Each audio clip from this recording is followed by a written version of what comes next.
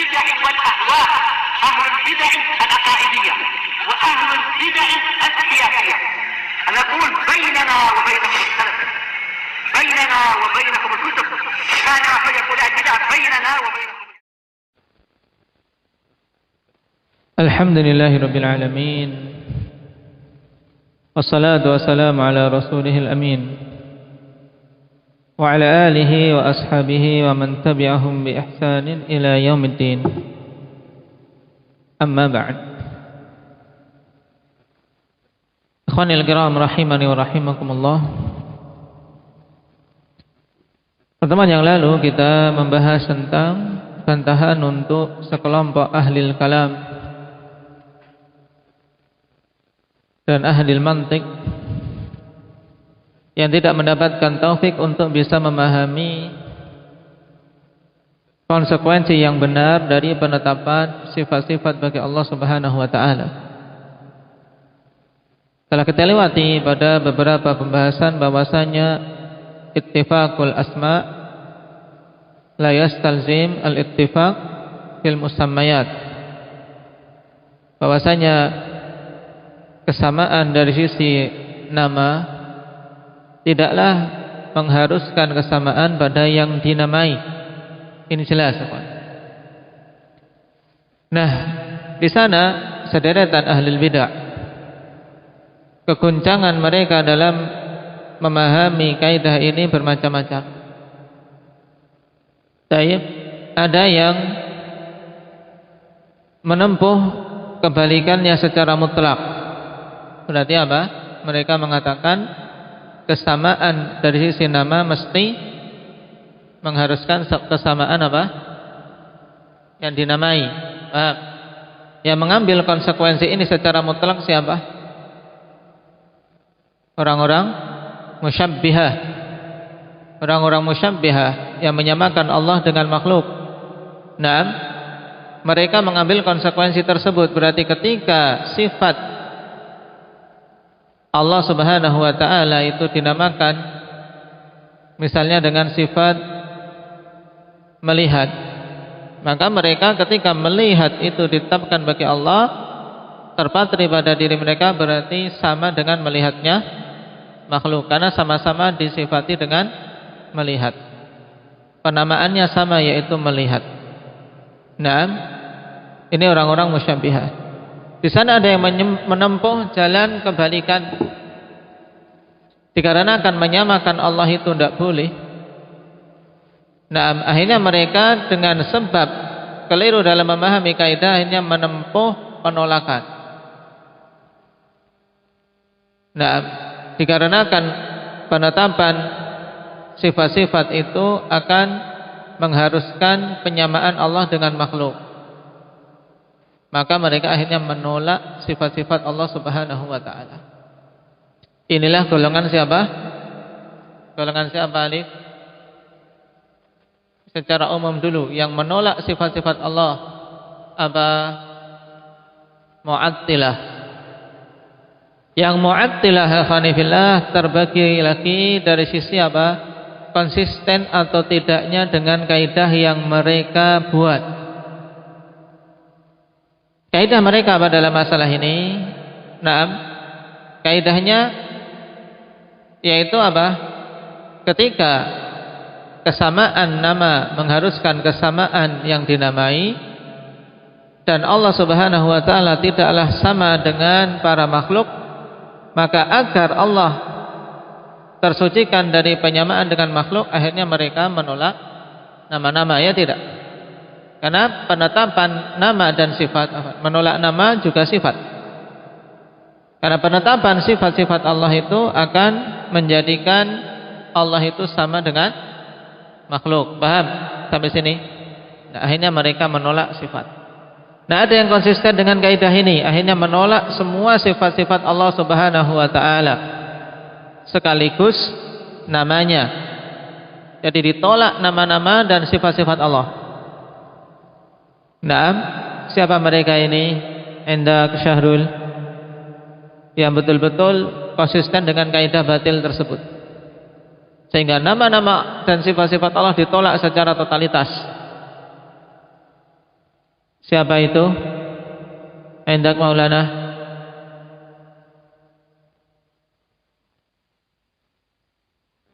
Jadi kelompok Mu'attilah semuanya ini. Siapa Mbak Muhammad? Jahmiyah. Taib, Jahmiyah.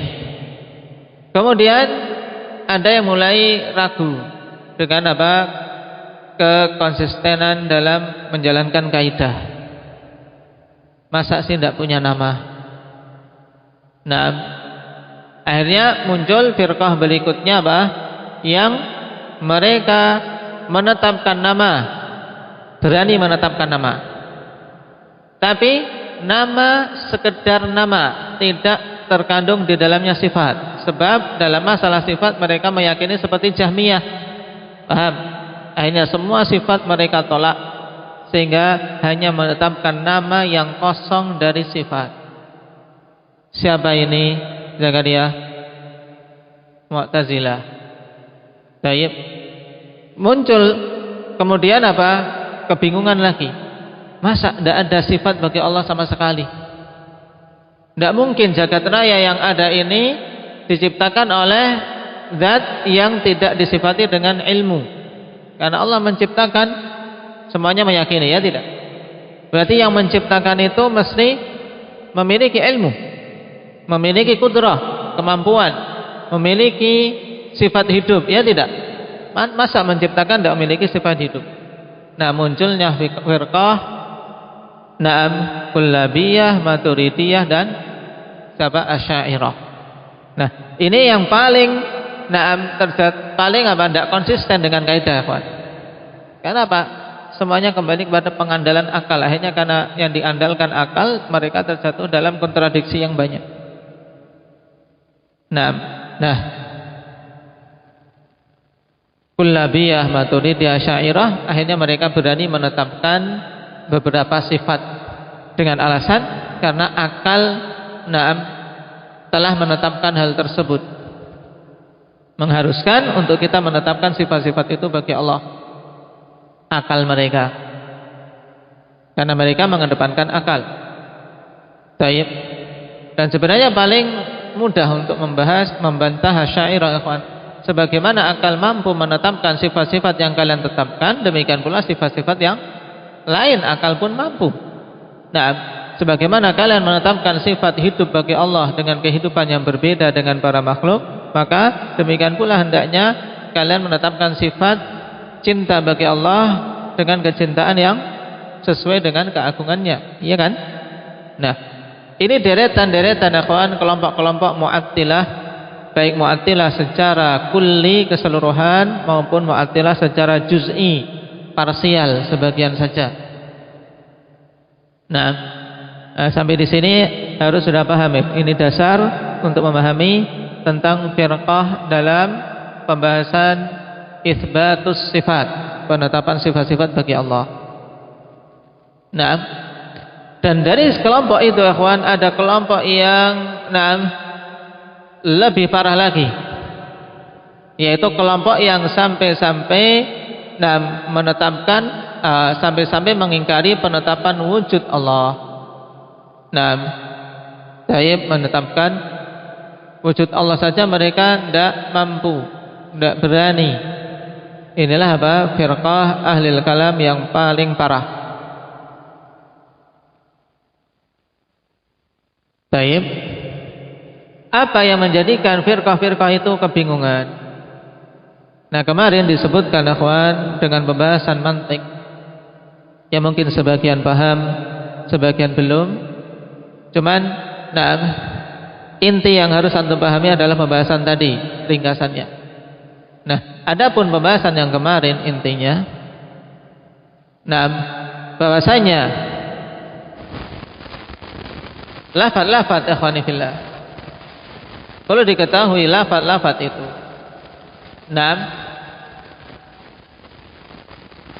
terbagi menjadi dua, atau ada dua jenis lafaz yang di sini butuh kita ketahui maknanya. Dua jenis lafaz. Yang pertama al-lafdzul mushtarak dan yang kedua al-lafdzul mutawati.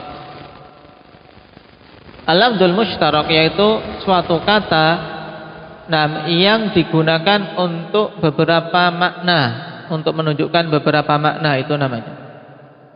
Atau dengan kata lain lebih mudahnya dalam bahasa kita itu kata-kata yang bersinonim. Paham? Seperti mata ya Pak. Mata digunakan untuk mata kepala kita yang nempel ini. Juga bisa untuk apa?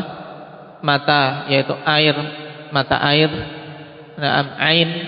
Ain ya ikhwani fillah dalam bahasa Arab untuk mata ini juga untuk mata air. Juga untuk jasus, ain, mata-mata yang dikirim untuk memata-matai intelijen. Taib, jasus. Ini namanya apa? Istilahnya lafdzul apa? Wahyu, lafdzul mushtarak. Satu kata tadi digunakan untuk beberapa makna. Taib. Nah, apakah sifat-sifat Allah dengan sifat-sifat makhluk ini masuk kategori lafdzul mushtarak?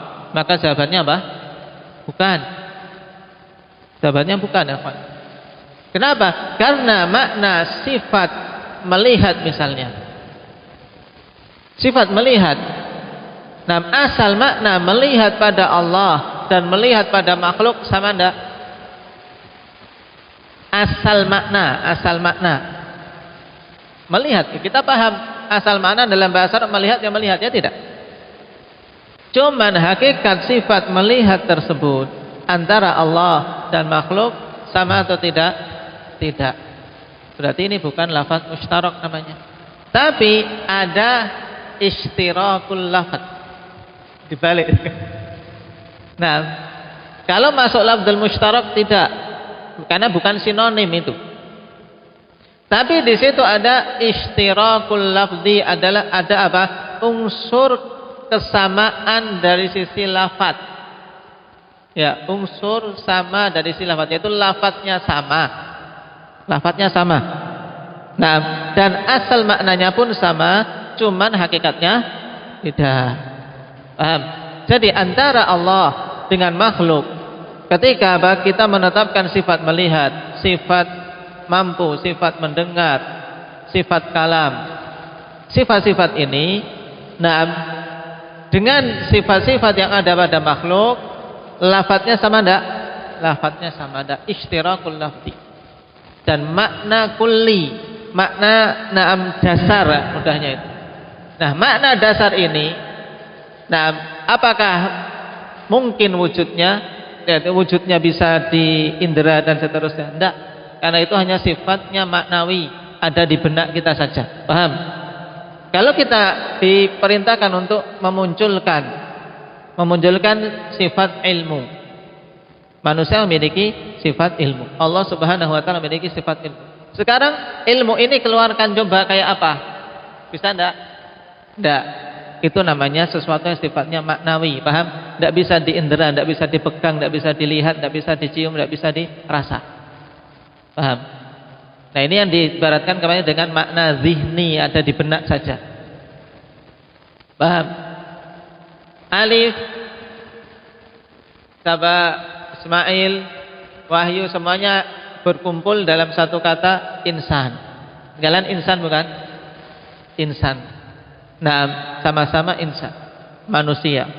Terkumpul dari lafaz sifatnya memiliki sifat insaniyah, memiliki sifat kemanusiaan. Ya enggak? Kalian punya sifat manusia atau binatang? Nah, memiliki sifat kemanusiaan. Nah, sifat kemanusiaan ini coba antum keluarkan, bisa enggak? Enggak bisa. Ya kan? Tapi ada pada kalian ini semua manusia memiliki sifat insaniyah. Paham? Nah, ini namanya apa? Antara insaniyahnya Alif dengan insaniyahnya Ismail, ada ishtirak lafzi, lafadznya sama, cuman akhirnya beda. Ini lebih kuat, itu lebih condong ke binatang misalnya, dan seterusnya. Taib. Nah,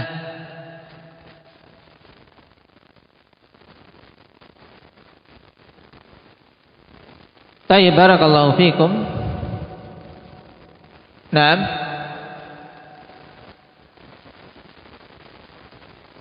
sekarang kita lanjutkan. Kalau sudah paham ini, gambarannya ya kawan. Jadi tadi lafzul mushtarak maknanya dalam bahasa kita bersinonim. Yang kedua al-lafzul al-mutawati'. Nah, yaitu allati tadullu ala a'yanin muta'addidah bima'nan wahid bainahuma.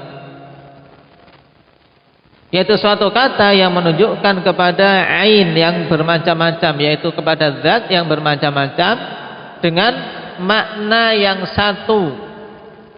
Yang apa? Yang berserikat padanya hal-hal yang dinamai tersebut. Yaitu lafzul mutawati', yaitu apa? Suatu kata yang menunjukkan kepada zat yang berbeda-beda tapi memiliki apa? Memiliki kesamaan dari sisi makna, atau memiliki unsur yang apa? Yang sama pada keduanya. Seperti misalnya tadi penunjukan kata insan. Insan antara fulan, alan, amr, zaid sama dikumpulkan dengan kata-kata semuanya insan, ya kan? Sama-sama insan. Tapi hakikatnya berbeda antara si fulan dan si alan. Baik.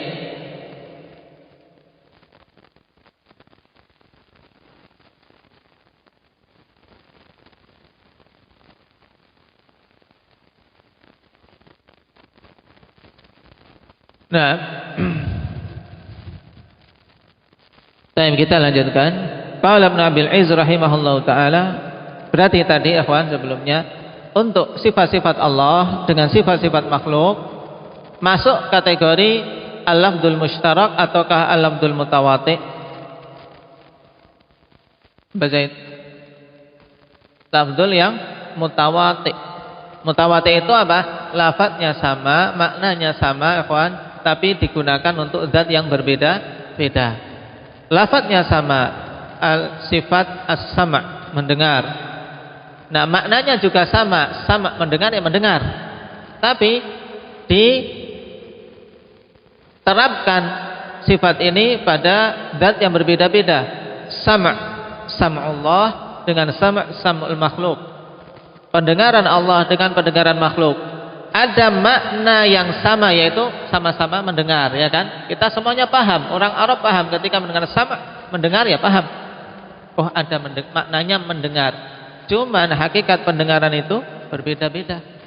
Pendengaran Allah dengan pendengaran makhluk berbeda. Tidak boleh dipukul rata. Nah, kesalahan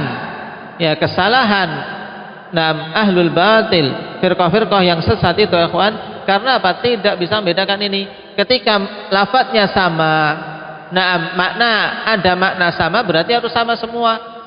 Paham? Berarti kalau gitu pendengaran Allah dengan pendengaran makhluk sama. Makanya kita tolak saja agar tidak menyamakan Allah dengan makhluk. Ini sebab tersesatnya mereka. Paham? Baik. Qala Ibnu Abil Izz rahimahullahu taala. Wa aslul khata'i wal ghalati. Belum ya? Sampai mana kemarin? Baik. Qala wa hadha mawdi'un ittaraba fihi katsirun minan nudhar. Ya. Ini adalah tempat yang kebanyakan para ahli kalam mereka guncang padanya. Haitsu tawahhamu anna al-ittifaqa fi musamma hadhihi al-asya' yujibu an yakuna al-wujudu alladhi lirabbika al-wujudu alladhi lil-'abdi. Di mana mereka menyangka bahwasanya kesamaan pada musamma hadhil asya, yaitu penamaan dari hal-hal ini mengharuskan untuk wujudnya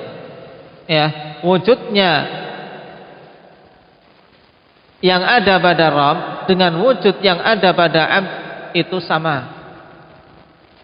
Baik. Mereka menyangka demikian. Ketika sama-sama disifati wujud, berarti apa? Wujudnya Rabb, wujudnya Allah seperti wujudnya makhluk. Ini asal pemahaman batil mereka dari sini. Wa ta'ifatun dhannat anna lafdzal wujudi yuqalu bil ishtirakil lafzi.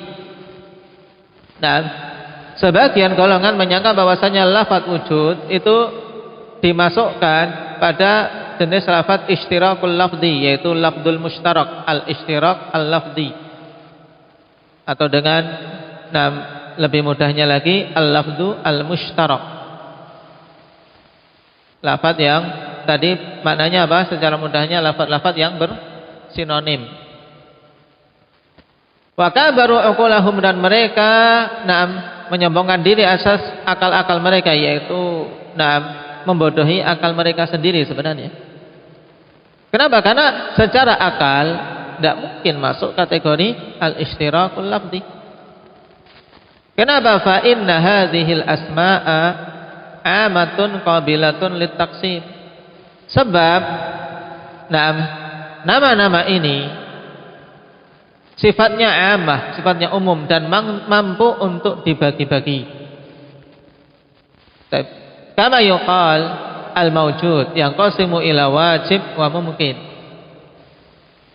Seperti dikatakan al-mawjud, sesuatu yang ada, mawjud, penamaan, ya kan? Penamaan mawjud. Ini bisa terbagi menjadi apa? Mawjud wajib dan mawjud yang mungkin. Juga mawjud yang qadim, yang terdahulu, dan mawjud yang hadis, yang datang belakangan. Berarti ini bukan lafdzul mushtarak. Kenapa? Karena lafdzul mushtarak itu tidak seperti ini. Taib. Wa mauridut taqsim mushtarakun bainal aqsam. Taib. Dan mauridut taqsim, yaitu perkara yang terkena pembagian, ya kawan. Itu mushtarakun bainal aqsam. Itu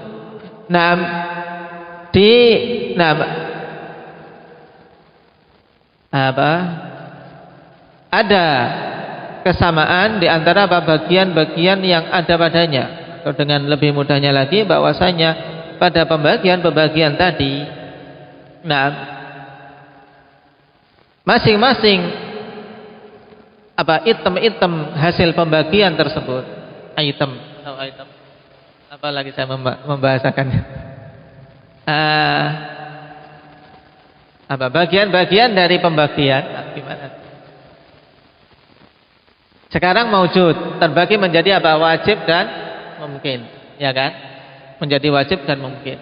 Nah, pada wajib dan mungkin ini ada sisi yang mereka memiliki kesamaan, yaitu sama-sama maujud. Paham? Sama-sama maujud. Nah, inilah yang dimaksud dengan mauridut taqsim mushtarakun bainal aqsam. Yang menjadi sebab pembagian itu, itu semuanya apa? Semuanya punya. Ya, semuanya punya. Ketika maujud bagi jadi dua, wajib dan mungkin. Yang wajib punya apa? Punya juga apa? Masuk kategori maujud. Mungkin juga masuk kategori maujud. Paham? Nah, ini yang dimaksud dengan mauridut taqsim mushtarakun bainal aqsam. Baik. Sedangkan al-lafdzul mushtarak, lafdzul mushtarak itu bagaimana? Dikatakan oleh beliau, wal lafdzul mushtarak kal lafdzi al-mushtari, seperti lafaz mushtari, al-waqi' 'alal mubta'i wal kaukab.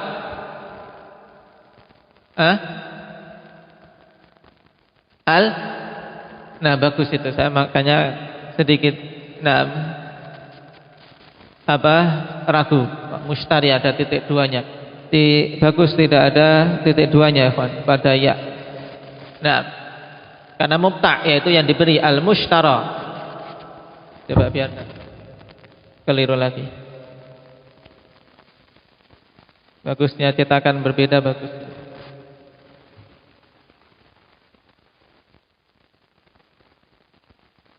Nah, kalafdil mushtara, seperti lafaz mushtara. Nah, mushtara itu apa maknanya?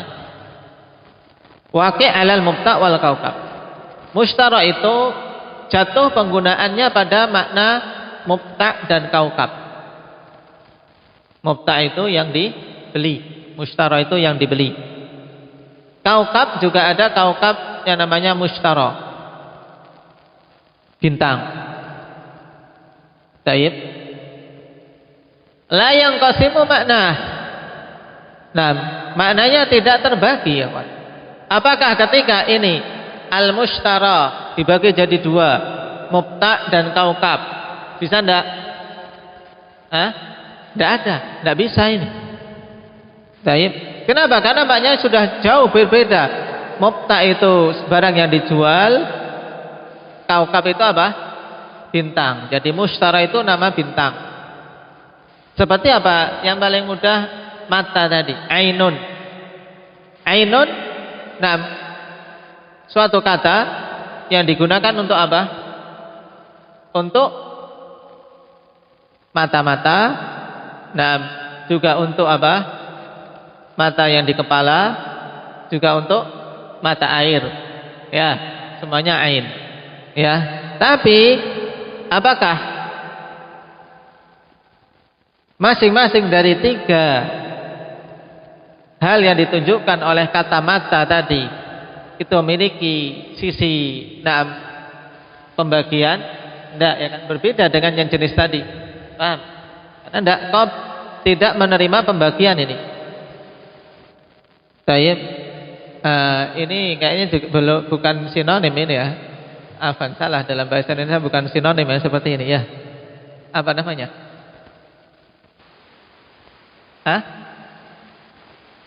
Akronim. Akronim. Mungkin saya sudah lupa. Taib. Bukan sinonim, diralat bukan sinonim, tapi lafdzul mushtarak, kita aja bahasa Arabnya lebih keren. Nah, baik. Nah, walakin yuqalu lafdzul mushtara yuqalu ala kadza wa ala kadza. Tapi dikatakan lafaz mushtara itu digunakan untuk ini, digunakan untuk itu. Paham? Wa amsalu hadhil maqalat allati qad busital kalamu 'alaiha fi mawdi'ih. Dan yang semisal dengan perkataan-perkataan yang telah dijelaskan panjang lebar tentangnya pada tempatnya sendiri. Cuman kita ingin tahu penggunaan istilah dasar ini ya kawan, dalam istilah mantik. Walaupun sebenarnya dalam bahasa kita ada pembahasan sebagian tadi istilahnya sendiri-sendiri, ada akronim, ada sinonim, ada antonim. Baik.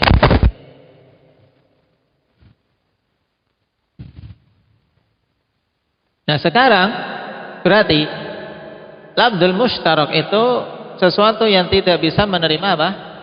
Pembagian, tidak bisa diadakan hubungan pembagian padanya. Berbeda dengan lafdzul mutawati. Lafdzul mutawati itu bisa, cara untuk mengetahuinya adalah suatu lafadz yang apa tadi? Menunjukkan kepada zat-zat yang berbeda-beda dan memiliki apa? Unsur kesamaan makna pada keduanya, ya tidak? Seperti maujud. Maujud terbagi jadi dua, ada maujud yang wajib, ada maujud yang mungkin. Nah, antara maujud wajib dan maujud mungkin ada si unsur sama, yaitu memiliki makna kulli pada maujud. Makna dasar. Qala wa aslul khata'i wal ghalati tawahumuhum anna hadhil asma al-'amata al-kulliyata tidak asya, tempat saya asma. Baik. Tapi jangan di ini, antum gunakan aja fi nuskhah asma gitu.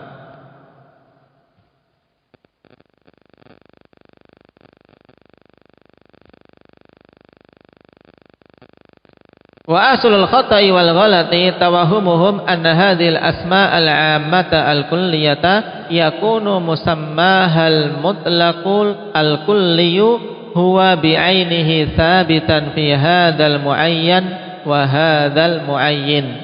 Ya. Harakatnya betul? Fi hadzal muayyan wa hadzal muayyin. Sama enggak? Muayyan dua-duanya.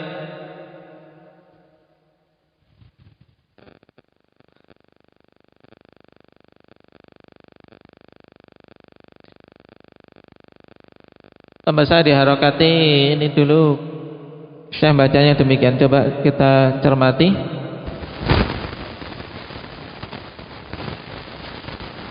Asal dari kesalahan dan kekeliruan, yaitu apa? Sangkaan mereka bahwasanya nama-nama yang sifatnya ammah kulliyah ini, yang sifatnya umum dan menyeluruh ini,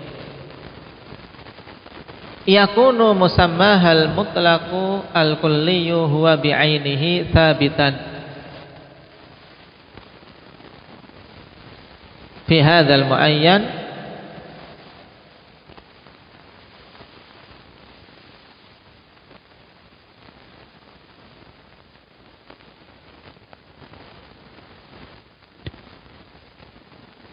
wa hadzal muayyan. Kalau demikian berarti harusnya dibedakan antara hadzal muayyan yang pertama dengan hadzal muayyan yang kedua. Naam.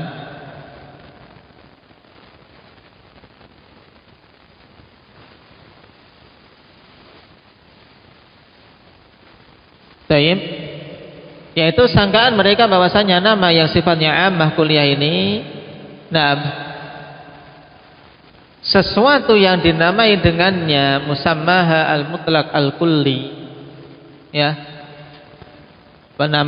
yang dinamai dengannya secara mutlak, huwa bi'ainihi tsabitan, ya, nama tersebut, nah, memang betul-betul ada pada hadzal muayyan, yaitu yang pertama misalnya antara Allah dan makhluk, berarti fi hadzal muayyan yaitu pada Allah, wa hadzal muayyan yang kedua yaitu pada makhluk. Nah, itu lebih jelas maknanya. Maksudnya bagaimana, ikhwan? Bahwasanya sebab kesalahan mereka, mereka tidak menetapkan pendapat bahwasanya lafaz itu lafaz mutawati'ah. Nah, mereka tidak menetapkan itu intinya.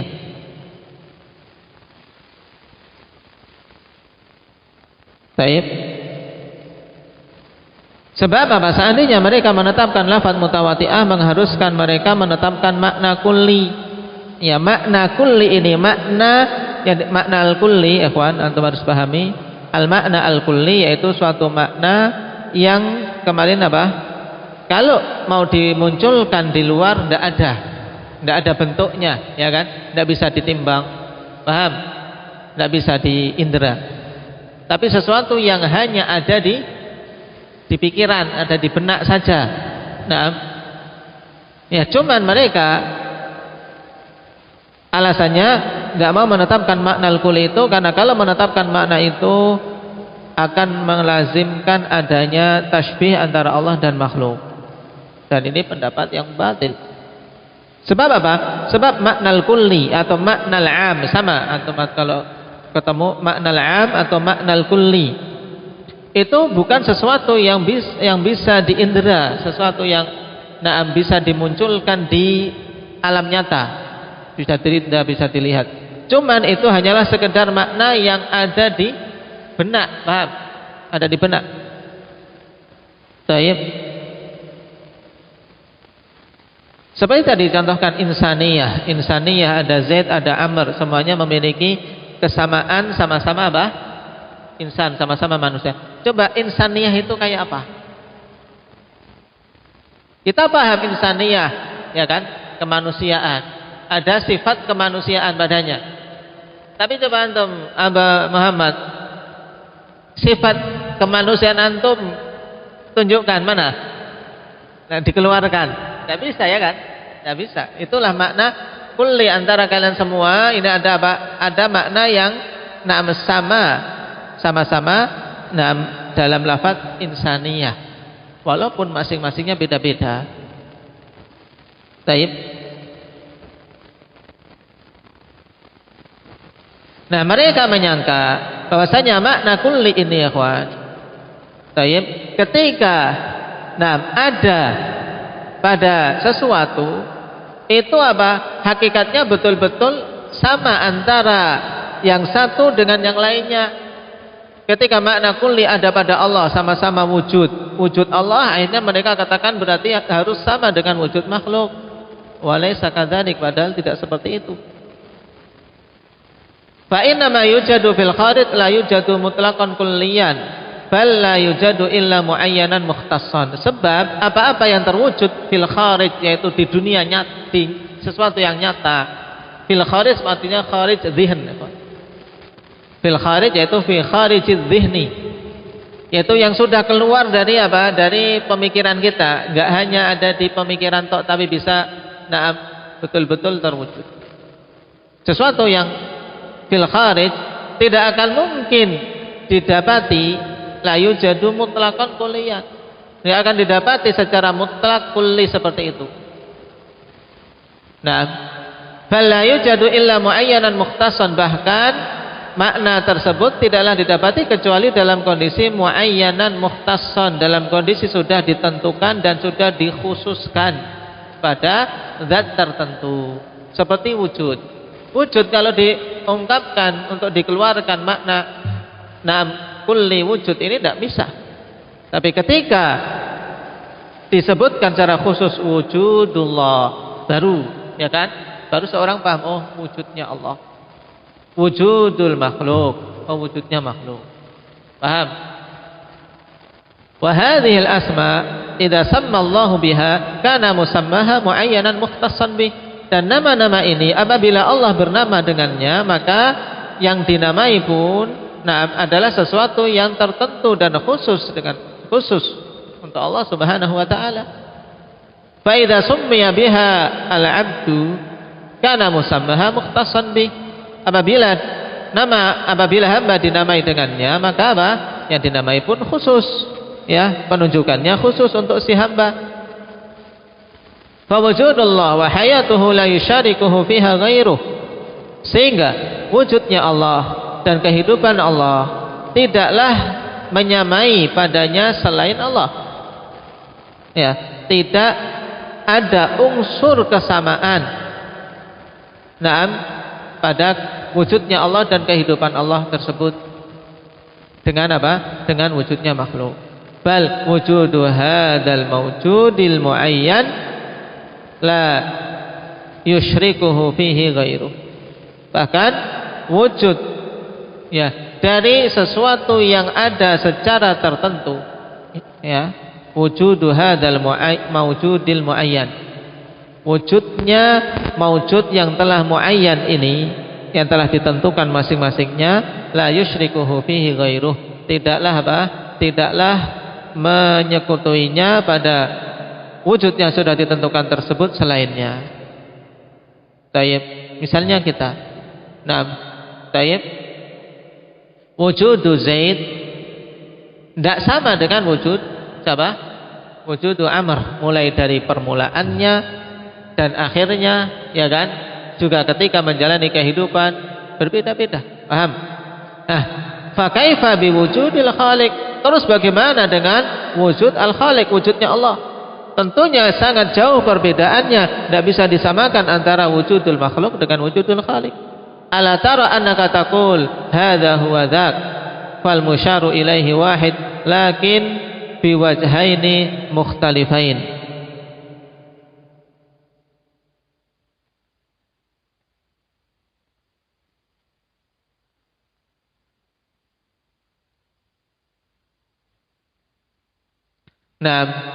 Tidakkah engkau lihat bahwasanya engkau mengatakan hadza huwa dzak. Hadza huwa dzak. Ini, ya, Ahmad ini yaitu yang kemarin kamu lihat misalnya. Kemarin misalnya lihat si Ahmad tayyib sedang keluar. Di pasar ada lapor ke saya. Tayyib itu Ahmad, aku saya lihat, baru lihat di pasar kok sudah lihat di sini. Apa tadi Ahmad atau bukan? Kemudian saya bilang, hadza huwa dzak.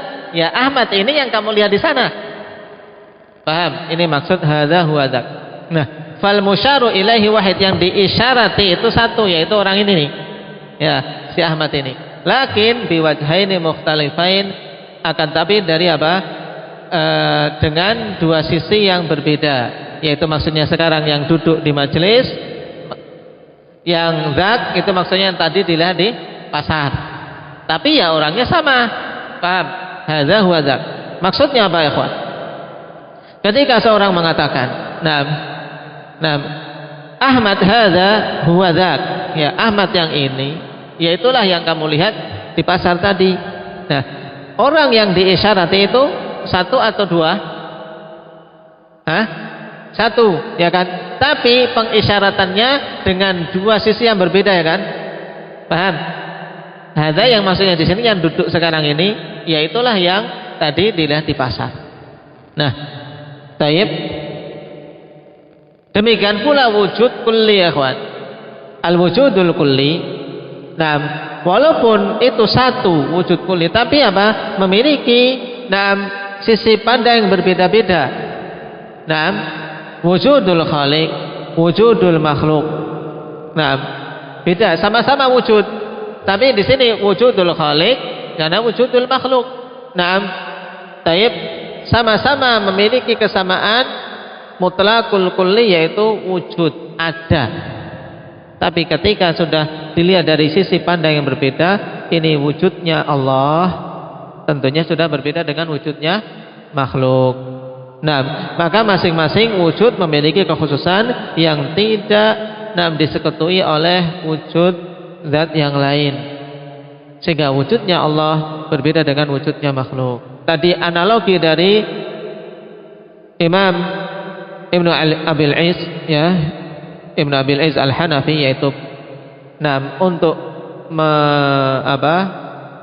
agar lebih dekat pemahamannya tadi, untuk menunjukkan apa? Satu hal tapi apa? Dilihat dari dua sisi pandang. Paham? Ketika dikatakan hadza huwa dzak. Tapi yang diisyarati ya satu, cuman berbeda sisi pandangnya. Nah, yang diisyarati itu maksudnya makna kulli, ya kan? Makna kulli itu sama, wujud, sama-sama wujud. Itu ketika makna kulli, makna yang menyeluruh, yang tidak mungkin ada kecuali dia apa? Di benak, di pikiran saja. Paham? Ketika mau diungkapkan di luar pikiran untuk menetapkannya, harus ada pengkhususan. Wujud siapa? Ya kan? Wujudnya Allah, wujudnya makhluk. Nah ini baru jelas. Paham? Tapi kalau sekedar wujud gitu tak, ya bisa, ya kan? Nah ini paham ya kawan? Baik. Barakallahu fikum.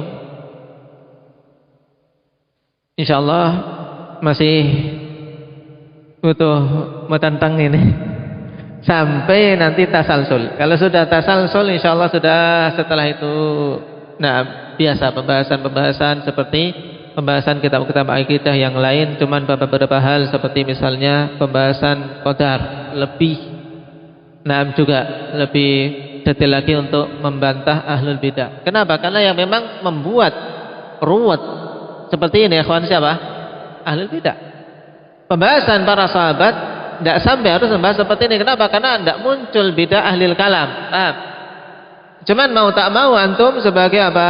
Sebagai penuntut ilmu salafiyin, mempelajari akidah harus mampu untuk apa? Bisa membongkar kedua ahlil kalam, ahlil bidah dari berbagai macam jenisnya, sehingga tahu akidah salafiyah itulah akidah yang hak.